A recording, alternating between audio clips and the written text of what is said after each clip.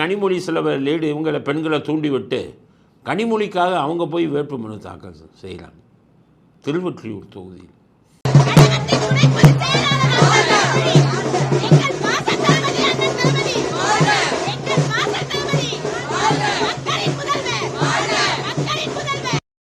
இவங்க சொல்லாமையாக போய் போடுறாங்க, எல்லாம் அவங்க தான் தூண்டி விடுறாங்க. அவங்க ஏற்கனவே எம்பி.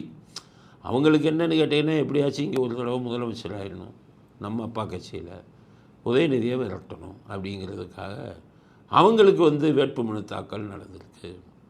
அதனால் கனிமொழிக்கு முதலமைச்சர் பதவியில் ஆசை வந்துருச்சு அப்படிங்கிறது இது காட்டுது. அது மட்டுமல்ல, திமுகவில் வருங்காலத்தில் வாரிசு போர் நடப்பதற்கு இது ஒரு இதுதான் அடிப்படை விஷயம். வாரிசு போர் வெகு விரைவில் ஆரம்பித்துவிடும். தேமுதிகவுக்கு ஒரு எம்பி பதவி கொடுத்தாங்க, எம்பி சீட். உடனே தம்பி ஆக்கிட்டாங்க எம்பியா. 6 சீட்டுனாராம், இப்போ 4 தாங்கிறாராம் எம்எல்ஏக்கு ஸ்டாலின். எது கொடுத்தாலும் வாங்கிக்கும் அப்படின்னு அவங்களும் முடிவுக்கு வந்துட்டாங்களாம்.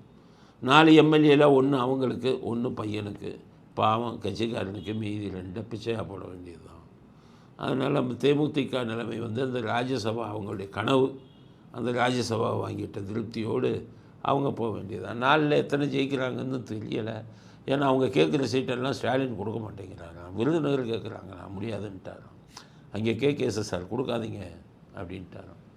அதுக்கப்புறம் விருதம்பாக்கம் கேட்டிருக்காங்க, முடியாதுன்ட்டாங்க. ரிஷிவந்தியம் முடியாது, நாங்கள் கொடுக்குறத வாங்கிக்க, நீ கேட்கக்கூடாது. அதனால் ஒரு ராஜ்யசபா கொடுத்தா போதுன்ட்டு அவங்களும் இது பண்ணி ஒத்துக்கிட்டு போயிட்டாங்க.